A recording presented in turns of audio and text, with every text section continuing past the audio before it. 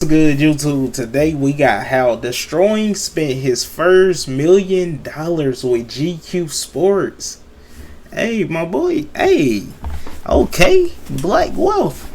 Okay, Deestroying. Big money. What's good? I'm Deestroying. This is how I made, saved, and spent my first $1 million. That's a lot of Rackies. That's a lot of Rackies. I was born in Costa Rica. Lived there until I was 7. Hold up. I know we only 14 seconds in the video, but Deestroying, you was from Costa Rica? Hold on, wait. I'm sorry, Costa Rica. I'm sorry, I said Costa Rica. But look. That's hard. Humble beginnings. You know, we have no AC, hot water. Man. Eventually, I ended up moving to Florida. I always wanted to be a pro soccer player, man. Growing up, that was my dream, my dad's dream. We always supported like the home country, like their soccer games, everything. Eventually, I turned 14 and I just kind of fell out of love with soccer and picked up football. I went out for the high school football team. They asked who knows how to kick a ball. And all my boys knew that I played soccer, so they basically snitched on me to the coach. Hey, so they put the ball on the tee, made me line up, made me kick it. Booted that thing like 60 yards, my first kick ever. The rest is history. From then on, I ain't do nothing but kick a football. They saw he was playing soccer. I started making YouTube videos. Remember, I was at like one of our walkthroughs. I was just messing around with the ball on the... YouTube is how he made his meal. I forgot he could have went pro in football, but they said, look, you could either play football or you could do YouTube. Making bank in YouTube. But guess what? He get to make football videos still. See how God work, man. See how God work. The sideline, and I did this trick where I spun the ball with my feet and it stood up, and then I kicked the field goal. So our equipment manager at the time, her name was Allie, she's like, oh, now you gotta record this. You gotta do that again and I'm gonna record you. We did it, she recorded it, I posted it on Twitter and it went viral. SportsCenter picked it up, ESPN, like all these big sports news outlets picked it up, and I don't know, that was kind of like my awakening that I could combine sports and content. This shirt go crazy. I went to college at the University of Central Florida. I was a college football player, I had a full scholarship, and I was a kicker. I played there for 2 years, and on my second year, once I really started taking the content seriously and posting a lot more videos, I did skits like wide receivers be like, or kickers be like, or linebackers be like, and like they'd go viral. So eventually, once you do that, YouTube lets you turn this little switch on, which is called monetization. I monetized my channel and I started making money. It wasn't a lot of money. I'm not gonna lie, that's sad. That's sad. Why they don't let them folks? I think they let them make money now, but why they wouldn't let them folks make no money, bro? They over there playing sports. Y'all making money off of them, but we can't make no money, man. I'm gonna go I made like $1,200, maybe $2,000. It was not a lot of money. But to the NCAA, in their eyes at the time, they were like, hey, we gotta investigate your content, we gotta investigate your channel, we gotta investigate what you're doing, and if you're making money, then it's gonna be an issue. And eventually gave me the ultimatum. I either gotta pick my scholarship or I pick my YouTube channel. It was college. I chose YouTube. Now we're on GQ, baby. Yes, sir. After I left school and I picked my YouTube channel, you know, I was homeless for a bit, I ain't gonna lie. I slept on my boy's couch. Shout out Troy, that boy supported me when I was at my lowest in life. We kept working and we ran up the channel. My very first big check was like 7 bands in a month. At the time, I'm thinking, what the heck, $7,000? And every month it just kept getting bigger. It went from 7,000 to 11,000, 14,000, 20,000, and shit, I don't even know if y'all want to talk about what it's looking like now. Can't even be talking about too much I'm a firm right believer now. in financial responsibility. I'm invested in a retirement account.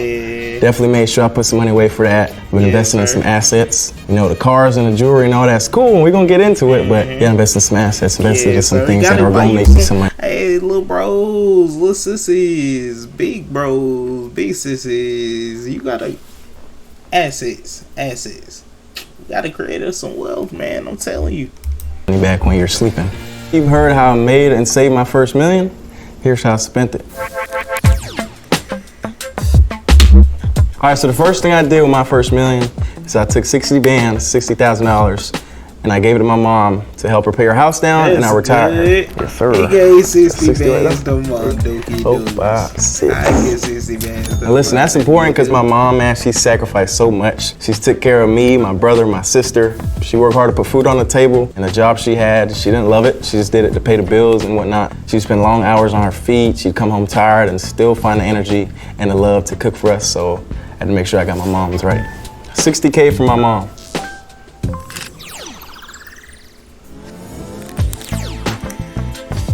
My next purchase, I spent roughly about $280K on cars. $280K? I know I talked about financial responsibility. Hey, you gotta treat yourself though. You gotta treat yourself, cause you gotta think he might still got some of these cars. $280K on cars though. Hey man, if I got $1 million, I'ma go buy me some whips. Yeah, we going crazy. All right, so check me out. I got two of the best cars in the world. One, Tesla Model 3, and I got a Tesla Model X, a bigger car, bigger truck, Teslas. Goes faster, better range. You feel me? I could drive all my friends around. And I got a Jeep truck as well. The reason I got all them cars is because obviously I told y'all financial responsibility. It's not three of me, so I can't drive 3 cars at once. I'm gonna rent them out. They gonna make me some money. Ooh, people love to go to, wherever they travel to, wherever they visit, and they need wheels to get around. And why not stunt while you got some wheels, you know what I'm saying? So them cars are gonna make me some residual income. I think in the future, I definitely am saving up. Maybe my next million gonna be a Lambo truck. Hey, he just gave me a brilliant idea, man. Okay. About the Lambo truck for a long time, and I always say, I'm gonna get on my birthday.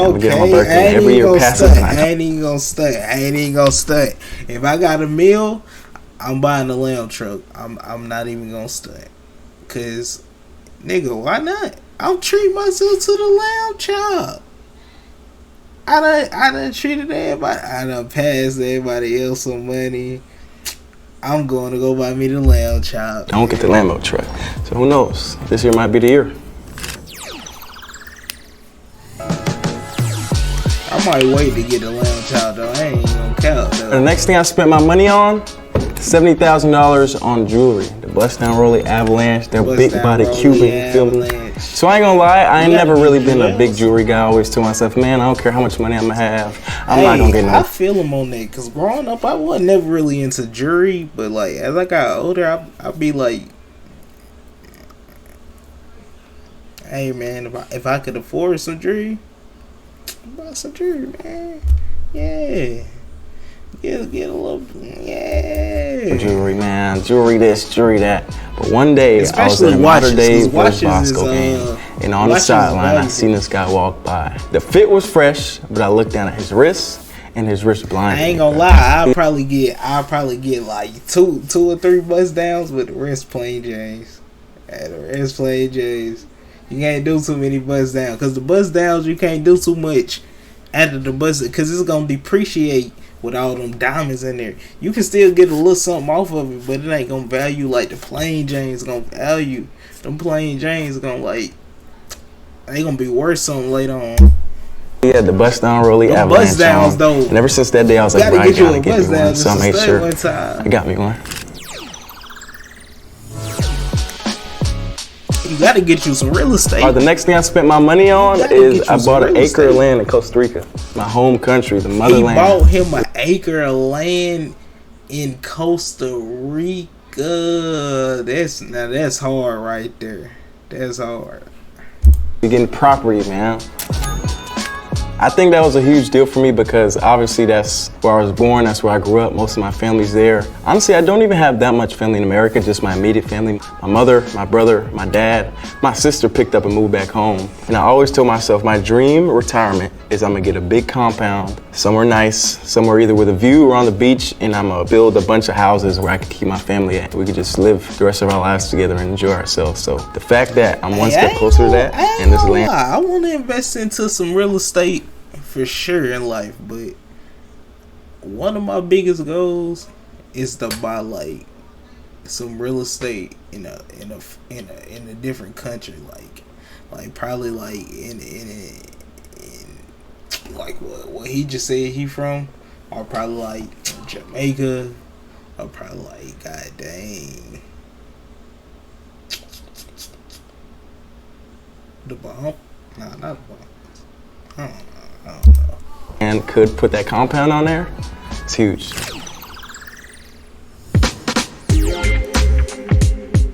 After I bought my acre in Costa Rica, I made sure I bought me a home in my hometown in Florida. Spent $105K on a down payment on a crib. You you put a good down payment, you have a good interest rate, your payment's not gonna be as high. So, you know, month to month, it's gonna be a lot less money. I just want to actually have a home, somewhere I could call home, have my primary residence in my hometown. I went to high school there, I grew up there, most of my core memories is there. Parents still got a house there, so I made sure I got me one too. Man, I can't wait to buy some real estate, man. Taxes is way better in Florida, baby. I'm telling y'all, financial literacy. I want to buy some real 105 bands on a down payment for a house. Sneakers. All right, the next thing I spent my money on is I'm a sneakerhead, I'm an addict. So I dropped 40K on shoes. 40K on sneakers? Hey, I love shoes. I'm gonna be honest, I haven't wore like 80% of them, but it's all good. Because in my eyes, I know shoes retain a value. They can be resold later. Matter of fact, I got kicks on me right now. Sneakers are, hey, bro. In his last video, I was trying to look for the Kobe Grinches. Them mugs $900 right now. Imagine if you would have got them retail. You would have been paying like what? Probably about $100 and now about little cool two something. You would have bought that for $2 something, never worn. Now you can sell them for like a cool band. That's crazy. Guys, I think the most expensive pair of shoes I bought were the Chicago Off-White ones, and I probably spent like maybe $1,300 on them. I got a good price, but now they probably go for like, I don't know what, 3, 4, 5 racks. I don't even know. Right now in my collection, I probably got like over 250 pairs, maybe 300. It's kind of ironic because I have so many shoes, but I only wear like the same like 8 to 10 pairs, bro. It's crazy.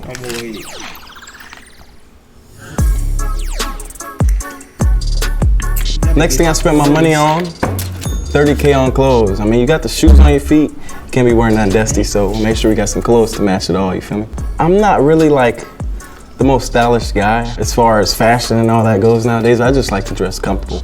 I'm more of an athleisure guy, and I know a lot of my athletes out there can relate. We just want to feel good. We want to be able to move. We want to be like comfortable. There's a lot of athleisure, like Adidas, obviously my own brand, the 11, but I don't got to pay for that.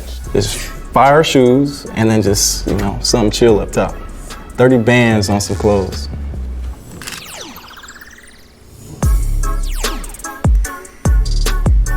The next thing I spent money on, camera equipment.